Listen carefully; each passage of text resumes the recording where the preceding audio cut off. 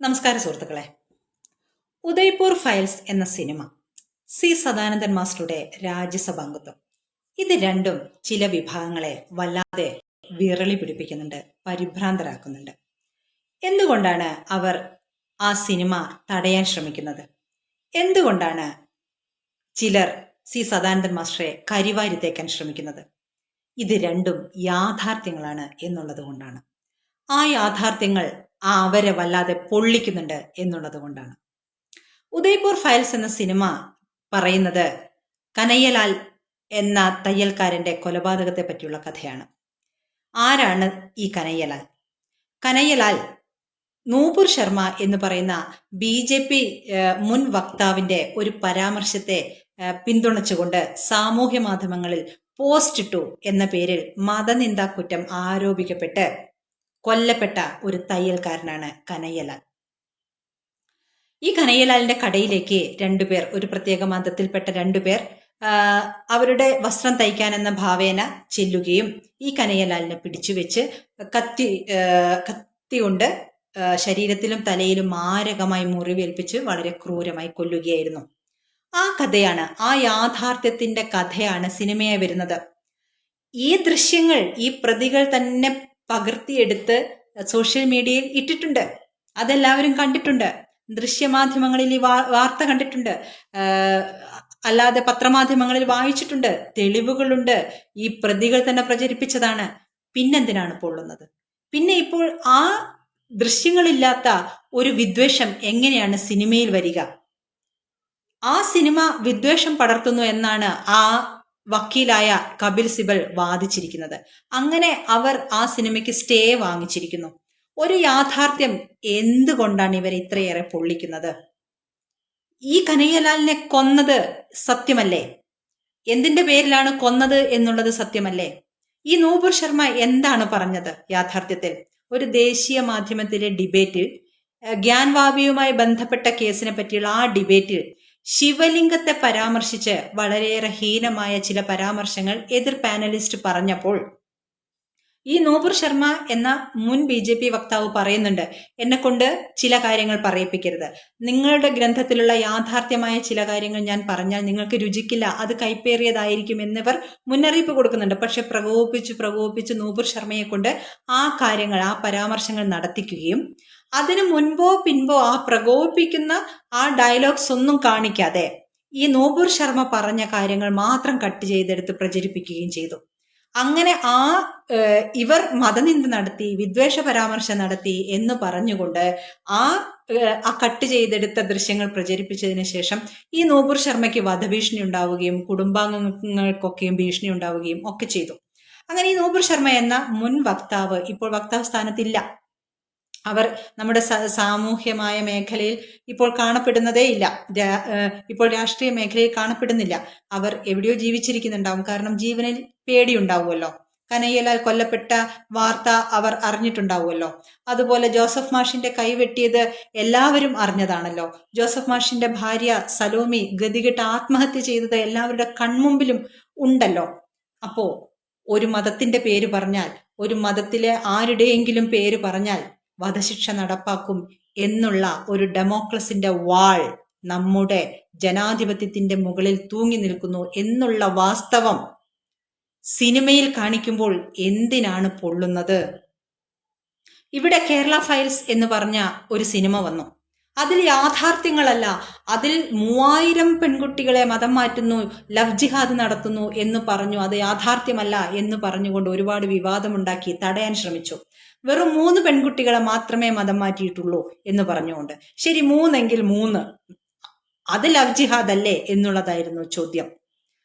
അങ്ങനെ പറഞ്ഞ് തടയാൻ ശ്രമിച്ചവർ ഇപ്പോൾ ഇത് പച്ചയായ സത്യങ്ങൾ കാണിക്കുമ്പോൾ എന്തിന് തടയണം? എന്തുകൊണ്ടാണ് പൊള്ളുന്നത്? ഇല്ലാത്ത കഥ പറഞ്ഞുകൊണ്ട് ഗോത്രാനന്തര കലാപത്തിൽ, ഗുജറാത്ത് കലാപത്തിൽ ശൂലം, ഭ്രൂണം, ഗർഭിണി എന്ന് പറഞ്ഞുകൊണ്ട് കഥകൾ കെട്ടിച്ചമച്ചവർ, അത് ഇന്ത്യ മുഴുവനും ലോകം മുഴുവനും പ്രചരിപ്പിച്ചവർ എന്തുകൊണ്ടാണ് ഈ ഒരു സത്യത്തെ ഫേസ് ചെയ്യാൻ മടിക്കുന്നത്? അഭിമുഖീകരിക്കണം. ഇത് സത്യമാണ്. ഈ കനയ്യലാൽ എന്ന മനുഷ്യൻ കൊല്ലപ്പെട്ടത് സത്യമാണ്. ഭാര്യയും മകനും പറയുന്നു, ഞങ്ങൾക്ക് നീതി കിട്ടിയില്ല, കേസ് ഇപ്പോഴും നടന്നുകൊണ്ടേയിരിക്കുന്നു. പ്രതികളാണെന്ന് ഉറപ്പുള്ളവരുടെ ആ ഒരു കേസ് കേൾക്കാൻ പോലും ജഡ്ജിയില്ല. ജഡ്ജി ആ സ്ഥാനത്ത് നിന്ന് മാറിയിരിക്കുന്നു. പുതിയ ജഡ്ജി വന്നിട്ട് പിന്നെയും ഇപ്പോൾ കേസ് നടന്നുകൊണ്ടിരിക്കുകയാണ്. ആലോചിക്കണം നമ്മുടെ ഇന്ത്യൻ യാഥാർത്ഥ്യങ്ങളെ പറ്റി. ആ യാഥാർത്ഥ്യങ്ങളെ ഒരു സിനിമയായിട്ടെങ്കിലും ജനങ്ങൾ അറിയട്ടെ എന്നാണ് ഭാര്യയും മകനും പറയുന്നത്. അപ്പോൾ എന്തിനാണ് ഭയക്കുന്നത്? ആരാണ് ഭയക്കുന്നത്? ഈ ശൂലം ഭ്രൂണം ഗർഭിണി എന്നൊക്കെ നമ്മുടെ ഈ മാർക്സിസ്റ്റിന്റെ രാജ്യസഭാംഗമായ ബ്രിട്ടാസൊക്കെ ഇനി രാജ്യസഭയിൽ വിളിച്ചു പറയുമ്പോൾ സി സദാനന്ദൻ മാസ്റ്റർ അദ്ദേഹത്തിന്റെ വെപ്പുകാലുകളിൽ എഴുന്നേറ്റ് നിന്നുകൊണ്ട് പറയും, മിസ്റ്റർ ബ്രിട്ടാസ് ഇങ്ങോട്ടൊന്ന് നോക്കൂ എന്ന്. മിസ്റ്റർ ബ്രിട്ടാസ് എന്തു പറയും? അതാണ് അവർ അഭിമുഖീകരിക്കുന്ന പൊള്ളുന്ന യാഥാർത്ഥ്യം. അവർക്ക് ഭയമുണ്ട്. ഈ സി സദാനന്ദൻ മാസ്റ്റർ എന്ന ഈ ചിത്രത്തെ, ഈ പ്രതീകത്തെ ലോകത്തിന് മുൻപിലേക്ക് വെക്കുമ്പോൾ വെളിപ്പെടുത്തുന്നത് കമ്മ്യൂണിസ്റ്റ് ഭീകരതയാണ്. ആരാണ് കേരളത്തിൽ രാഷ്ട്രീയ കൊലപാതകങ്ങൾ തുടങ്ങി വെച്ചത് എന്നുള്ളത് ചൂണ്ടിക്കാണിക്കപ്പെടും. ആ കൊലപാതകം നടത്തിയ മഴു എവിടെയാണുള്ളതെന്ന് ചൂണ്ടിക്കാണിക്കപ്പെടും. അപ്പോൾ എന്തു പറയും? വായിട്ടലയ്ക്കുന്ന ഈ പുണ്യവാളൻ ചമയുന്ന ബ്രിട്ടാസൊക്കെ എന്തു പറയും? അവർ ഭയപ്പെടുന്നുണ്ട്. അതുകൊണ്ടാണ് സി സദാനന്ദൻ മാസ്റ്ററെ കരിവാരി തേക്കാൻ മാർക്സിസ്റ്റുകാർ ശ്രമിക്കുന്നത്. അങ്ങനെ ഈ രണ്ട് വിഭാഗങ്ങളും നമുക്ക് ഈ മുകളിൽ നോക്കുമ്പോൾ യാതൊരു ബന്ധവുമില്ല എന്ന് തോന്നുന്ന ഈ രണ്ട് ഇസങ്ങളും വളരെ ശക്തമായ അന്തർധാരയുള്ള റെഡ് ജിഹാദിന്റെ വക്താക്കളായ ഈ രണ്ട് ഇസങ്ങളും ചേർന്ന് ഇല്ലാതാക്കാൻ ശ്രമിക്കുന്നത് ഈ ഭാരതീയതയാണ്. അതാണ് അവർ നശിപ്പിക്കാൻ ശ്രമിക്കുന്നത്. അതുകൊണ്ടാണ് അവർ യാഥാർത്ഥ്യത്തെ ഇത്രയേറെ തടയാൻ ശ്രമിക്കുന്നത്, കരിവാരിത്തേക്കാൻ ശ്രമിക്കുന്നത്. നിങ്ങൾ എത്ര ഗീബൽസിയൻ സിദ്ധാന്തങ്ങൾ ചമച്ചാലും, 1000 പ്രാവശ്യം പറഞ്ഞ് ഒരു നുണയെ സത്യമാക്കാൻ ശ്രമിച്ചാലും, നുണ ലോകം മുഴുവൻ നടന്നാലും സത്യം ചെരുപ്പിട്ട് മെല്ലെ വരും. അതാണ് സത്യത്തിന്റെ ശക്തി. അത് വന്നിരിക്കും. രാഷ്ട്രായ സ്വാഹ ഇദം നമഃ. മനുഷ്യാവകാശ പ്രവർത്തകൻ സാമുവൽ ജെറോം എന്ന മനുഷ്യസ്നേഹിയുടെ ആദ്യം മുതലുള്ള ഇടപെടലുകൾ കൊണ്ട് നമ്മുടെ നിമിഷപ്രിയയ്ക്ക് മോചനം. എല്ലാ സർവീശ്വരന്മാർക്കും നന്ദി. ഇതിനിടയിൽ ഒരു വലിയൊരു തള്ളു നടക്കുന്നുണ്ട്. ആ തള്ളു എന്താന്ന് വെച്ചാൽ, നമ്മുടെ അഖിൽമാരാരടക്കം തള്ളിവിടുന്ന പോസ്റ്റുകൾ ഞാൻ കണ്ടിരുന്നു. കാന്തപുരം ഉസ്താദ് ഇടപെട്ടിട്ടാണ് നിമിഷപ്രിയയ്ക്ക് മോചനം എന്ന് പറഞ്ഞിട്ട് ഈ വാഴയുടെ ഇടയിൽ കൂടെ, അളിയന്റെ വാഴയുടെ ഇടയിൽ കൂടെ എന്റെ ചീരയും കൂടെ നനയ്ക്കാനായിട്ട് പലരും ശ്രമിക്കുന്നുണ്ട്. പക്ഷെ അത് അസ്ഥാനത്തായി പോവും മോനെ. നിങ്ങൾ ആരും ഇടപെട്ടത് കൊണ്ടല്ല. ഷൈനി മധുസൂദനൻ എന്ന് പറയുന്ന ഞാൻ ഇവിടെ ഇരുന്നിട്ട് ഇടപെട്ടത് കൊണ്ടാണ് നിമിഷപ്രിയയ്ക്ക് മോചനമെന്ന് നിങ്ങൾ എല്ലാവരും വിശ്വസിക്കണം. നിങ്ങൾ എല്ലാവരോടും ഞമ്മക്ക് ഒരൊറ്റ റിക്വസ്റ്റ് മാത്രമേ ഉള്ളൂ. ഞമ്മളിവിടെ ലണ്ടനിൽ നിന്ന് നിമിഷപ്രിയയ്ക്ക് വേണ്ടിയിട്ട് അങ്ങേയറ്റം തള്ളിമറിച്ചിട്ടാണ് നിമിഷപ്രിയയ്ക്ക് ഇപ്പൊ മോചനം കിട്ടിയിട്ടുള്ളത്. ഇത് നിങ്ങൾ എല്ലാവരും വിശ്വസിക്കണം. വിശ്വസിച്ചില്ലെങ്കിൽ നിങ്ങളേനെ എല്ലാരെയും, കേരളത്തിലുള്ളവരെ മൊത്തത്തിലാണ് ഞാൻ പറയുന്നത്, കേരളത്തിലുള്ള എന്തെങ്കിലും കേൾക്കുമ്പോഴേക്കും അങ്ങോട്ട് വിശ്വസിക്കുന്ന ഒരു കാളെ പെറ്റൊന്നും കേൾക്കുമ്പോഴേക്കും കയറെടുക്കും. അപ്പൊ അതുകൊണ്ട് കാന്തപുരം ഇത് നിമിഷപ്രിയനെ മോചിപ്പിച്ചു എന്ന് കേൾക്കുമ്പോഴേക്കും എല്ലാവരും നരതരാ പടപടാന്ന് പോസ്റ്റ് ഇട്ടു. അങ്ങനെയല്ല സത്യം. സത്യം ഇതാണ്. ഷൈനി മധുസൂദനൻ ലണ്ടനിൽ നിന്നിട്ട് അക്ഷീണം പ്രവർത്തിച്ചിട്ടാണ് നിമിഷപ്രിയക്ക് മോചനം ഉണ്ടായിട്ടുള്ളത്. ഇത് നിങ്ങൾ എല്ലാവരും വിശ്വസിക്കണം. വിശ്വസിച്ചില്ലെങ്കിൽ നിങ്ങളെന്നെ എല്ലാരെയും ഞാൻ എയർ ഇന്ത്യയുടെ വിമാനത്തിൽ കയറ്റി വിടും. പറഞ്ഞില്ലെന്ന് വേണ്ട.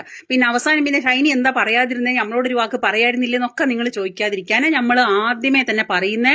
നമ്മളാണ് നിമിഷപ്രിയനെ മോചിപ്പിച്ചത്, വേറെ ആരുമല്ല. അതുകൊണ്ട് നിങ്ങളത് കേട്ടില്ലേ, വിശ്വസിച്ചില്ലെങ്കിൽ നിങ്ങളെ നമ്മൾ എയർ ഇന്ത്യയിൽ കയറ്റി വിടും. അതിൽ ഒരു വ്യത്യാസവും ഇല്ല. ആരോടും ഒരു മനസാക്ഷി നമ്മൾ കാണിക്കൂല. പറഞ്ഞില്ലെന്ന് വേണ്ട. പിന്നെ പറഞ്ഞില്ല കേട്ടില്ല എന്നൊക്കെ പറഞ്ഞ് ഷൈനിയുടെ അടുത്ത് പറഞ്ഞിട്ട് വെറുതെ വന്നിട്ട് മക്കാറുണ്ടാക്കാൻ നിൽക്കണ്ട. നമ്മൾ ആദ്യമേ പറഞ്ഞേക്കണം. മനസ്സിലായല്ലോ? അപ്പൊ ശരി, എല്ലാരോടും ശരിയാണ്.